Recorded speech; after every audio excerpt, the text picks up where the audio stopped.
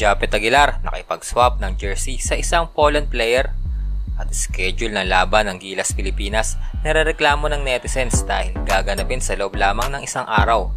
At head coach ng Gilas Under 17 na si Josh Reyes pinapapalitan na. Pero bago natin pag-usapan yan ay mag-subscribe muna sa ating channel para sa latest update. Ayan na, isang player ng Poland national team nakipag-swap ng jersey kay Gilas player Japet Aguilar. Pagkatapos ng laro ay agad-agad na in-approach ni Poland player AJ Slaughter si Japet na magpalit nga sila ng jersey nito bilang souvenir sa isa't isa.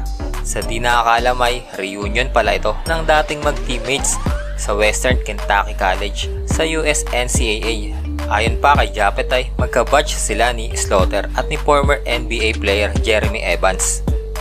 After ng kamustahan ay umalis na sila at hindi na nga daw nakakuha sa Japet ng photo kasama ito.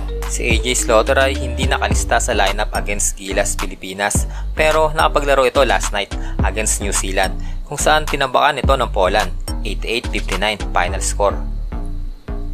Si Slaughter ay naging naturalized player ng Poland noong 2015 pa at na-meet itong si Japet noong 2019 World Cup pero hindi nga sila nagkatapat dahil sa hindi sila magkagrupo that time.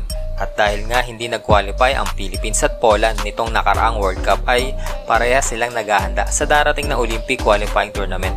Sa ibang update naman ay maraming netizens ang nakapansin kung bakit daw parehas na araw gaganapin ang Gilas Pilipinas Games.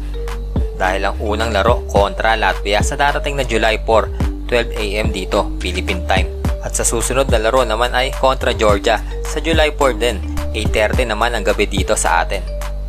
Kaya mga netizens na sumusubaybay sa laro ay sinasabing napaka-unfair daw ng ginawang schedule dahil makakadalawang laro daw ang Gilas sa loob ng 24 oras. Kaya kinababahala ng mga pansay baka mapagod daw agad ang Gilas sa susunod na laro dahil wala nga itong pahinga. At syempre, kailangan mag-practice pa ito para sa mga susunod na laban. Dahil sa zone gaps, ang Pilipinas ay ahead ng 5 oras sa Latvia.